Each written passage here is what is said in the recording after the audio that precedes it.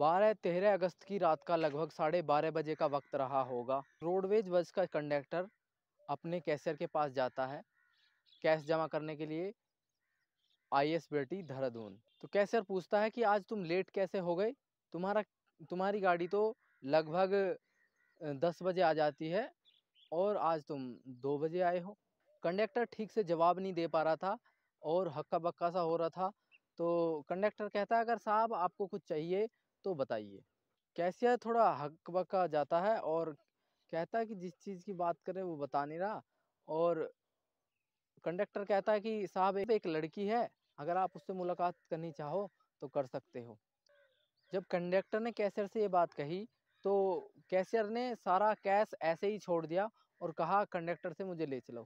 Cashier conductor के साथ जाता है और डिपो पर एक बस खड़ी थी। जैसे ही कैशियर अंदर जाता है, ड्राइवर एक लड़की के साथ में, लगभग जिस लड़की की उम्र 16 साल रही होगी, बलात्कार कर रहे थे। जैसे ही कैशियर बस में आते हैं तो कंडक्टर देखते हैं कि साहब आए हैं, पहले इन्हें कर लेने देते हैं, हम बाद में देखते हैं। लड़की की उम्र तकरीबन 16 साल है और उसे पटियाला जाना था। अब बारी बारी से उसका बलात्कार हो रहा था।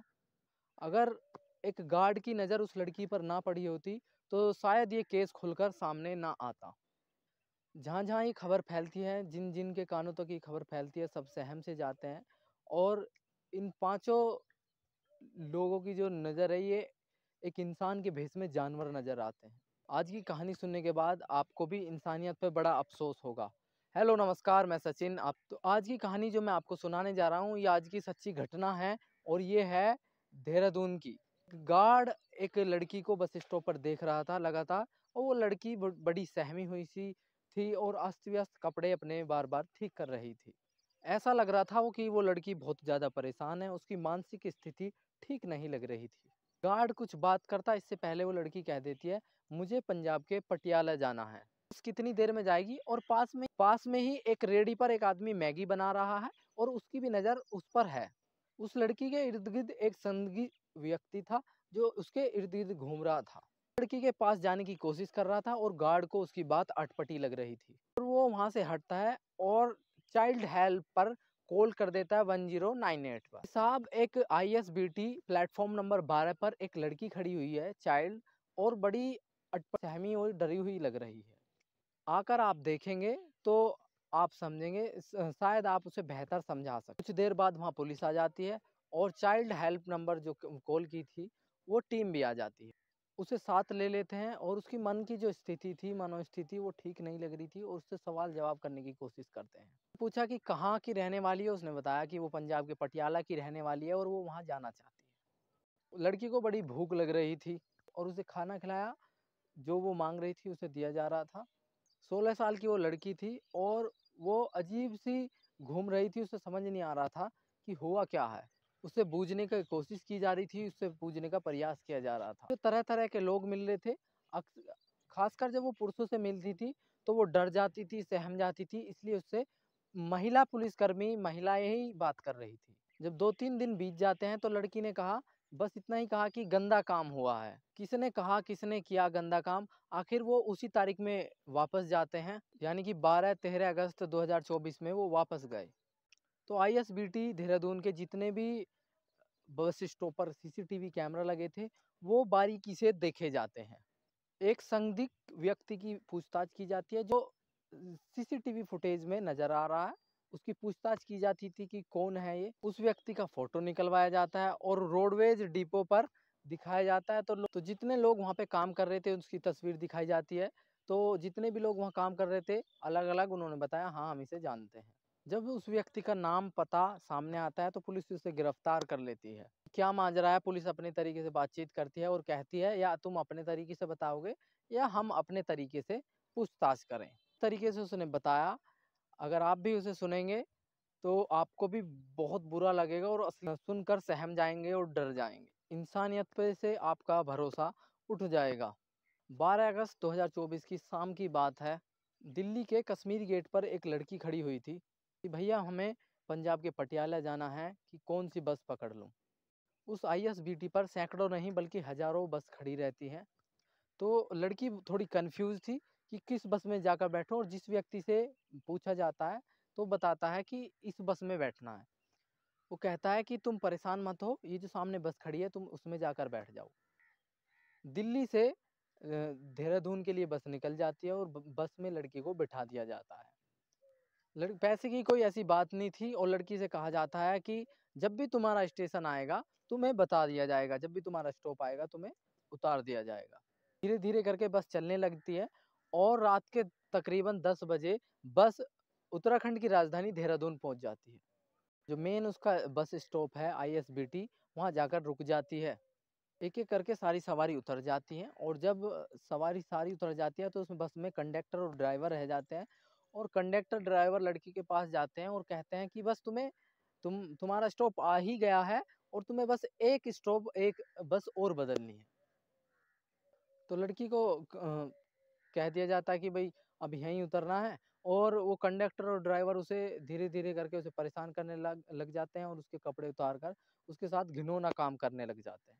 तो बारी बारी से कंडक्टर ड्राइवर ये गंदा काम कर रहे थे। बराबर में एक बस और खड़ी थी जो ऋषिकेश से दिल्ली जाती थी। गाड़ी खड़ी थी, उसमें 2 लोग बैठे हुए थे, दोनों ड्राइवर, और उन्हें जब ये आवाज़ जाती है तो वो उस बस में से निकल के जो दिल्ली से देहरादून बस आई है उसमें आकर देखते हैं कि कंडक्टर और ड्राइवर एक लड़की के साथ गंदा काम कर रहे हैं। तो कंडक्टर ने ड्राइवर ने आके कहा कि जैसा तुम कर रहे हैं हम भी ऐसा ही करेंगे, तो कोई बात नहीं। और ये ऐसे ही करके तकरीबन 2 घंटे तक ये गंदा काम, गंदा कृत्य चलता रहता है। तो जैसे ही वो ड्राइवर, एक कंडक्टर कहता है कि मैं कुछ कैश है इसे मैं जमा करके आता हूँ, तुम थोड़ा स्थिति को संभालो, और वो कैश लेके चला जाता है।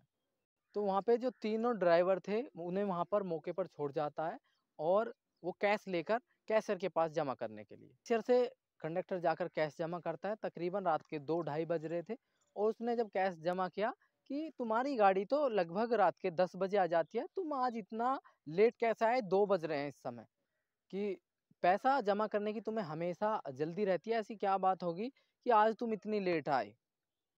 तो कैशियर के सवाल जवाब के सामने वो ज़्यादा देर टिक नहीं पाया, और उसने कहा कैशियर से कि मेरी गाड़ी में एक लड़की है, अगर तुम उससे मिलना चाहो तो चल सकते हो। कैशियर जो था कंडक्टर के साथ चला जाता है, और जाकर वो बस में देखता है कि 2-3 ड्राइवर उस लड़की के साथ गंदा काम कर रहे थे।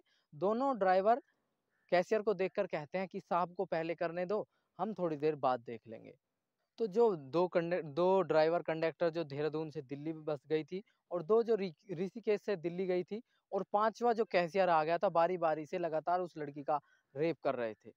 बार-बार ये कर रहे थे उसे, लड़की को एक बात बार-बार दोहराई जा रही थी कि क्या तुम पटियाला नहीं जाना चाहती हो? अगर पटियाला जाना चाहती हो तो ये सब करना पड़ेगा।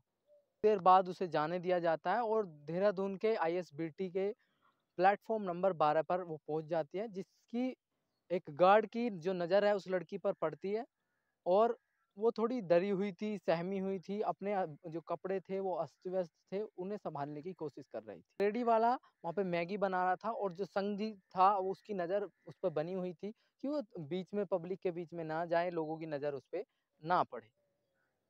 गार्ड ने अपनी सूझबूझ का परिचय दिया, और जो चाइल्ड हेल्प नंबर था उस पे उसने कॉल लगा दी।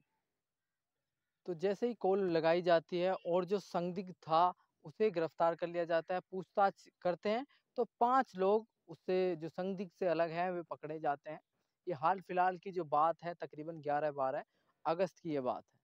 एक का नाम देविंदर होता है जिसकी उम्र तकरीबन 57-52 साल के हेर-फेर में होती है। उत्तर प्रदेश के फर्रुखाबाद के नवाज़गंज का रवि कुमार होता है। इसकी साथ ही हरिद्वार का रहने वाला राजपाल जिसकी उम्र लगभग 57 साल है। साथ ही देहरादून का रहने वाला राजेश होता है, पटेल नगर का।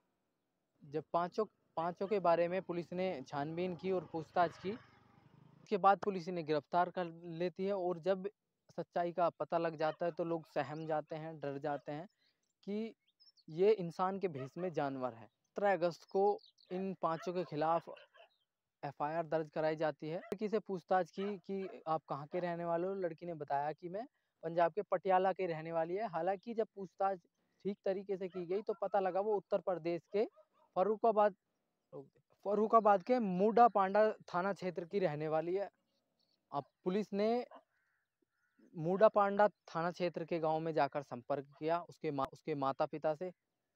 लड़की बता रही थी कि उसके माँ बाप मर गए हैं, बाकी जबकि माँ बाप भी जिंदा है और भाई उसका रामपुर में मजदूरी करता है। माँ बाप से पुलिस ने पूछताछ की तो माँ बाप ने बताया कि तकरीबन 12 दिन पहले वो घर से निकल गई है और 1-2 बार पहले भी जा चुकी है। माँ बाप मिलने गए तो लड़की ने माँ बाप के साथ में जाने से साफ इनकार कर दिया और माँ बाप का कहना था कि पता नहीं निकल गई तो कैसे निकल गई, हमने ढूंढने की बहुत ज़्यादा कोशिश की। माँ बाप की भी जो स्थिति थी वो भी ठीक नहीं लग रही थी और लड़की ने माँ बाप के साथ में जाने से मना कर दिया था। 5 लोगों को गिरफ्तार कर लिया जाता है और उनको पता भी नहीं था कि उसके साथ में किस तरीके का गंदा कृत्य किया गया है। फिलहाल उस लड़की का इलाज किया जा रहा है और उसे लड़की को ऐसी जगह रखा गया है जैसे इस तरीके की महिलाओं को रखा जाता है। लड़की का जो मनोस्थिति ठीक करने की कोशिश की जा रही है कि पता लगा सके कि 5 लोग भी हैं, 5 ही लोग हैं या और भी हैं। पुलिस की भी यही कोशिश है कि पता लगाया जाए कि 5 लोगों से ज़्यादा ना हो। मुकदमा दर्ज कर लिया गया है, जल्द से जल्द इन्हें सज़ा मिले और समाज को एक संदेश मिले कि बुरा करने वालों का बुरा ही नतीजा है। साथ ही जो इस लड़की के साथ हुआ, इस तरीके की हरकत को देखकर इंसान के प्रति इंसान का जो जो भरोसा है वो उठ सा गया है और ये इस लड़की की जो उम्र है वो बहुत ही कम है। इनमें से कोई इसके भाई की उम्र का है, कोई पिता की उम्र का है, कोई चाचा की उम्र का है। तब बंगाल में एक ट्रेनी डॉक्टर के साथ में बलात्कार हुआ और कहा जा रहा है कि उसी रात इस लड़की के साथ देहरादून की जो बस में ये रेप भी हुआ। तारीख अलग हो सकती है लेकिन दोनों के साथ जो हुआ वो बहुत गलत हुआ और परमात्मा की नज़रों में भी और इंसान की नज़रों में भी ये बहुत ही शर्मसार कर देने वाली घटना है। जैसे ये कैमरा आया है तो अ, लोगों का जो सच है वो सामने आया है और आता है, लेकिन आप अनुमान लगा सकते हैं कि औरंगजेब से लेकर खिलजी तक हमारे पूर्वज किस हालातों में गुजरे होंगे। तो हम अपनी वीडियो के माध्यम से एक संदेशा देना चाहते हैं कि ऐसे जो इंसान के भेष में भेड़िए बाहर घूम रहे हैं, इन्हें जल्द से जल्द और घिनौनी से घिनौनी सज़ा मिले ताकि जो आने वाले समाज में इस तरीके के दानव पैदा ना हो। तो आज के लिए इतना ही। बहुत बहुत धन्यवाद।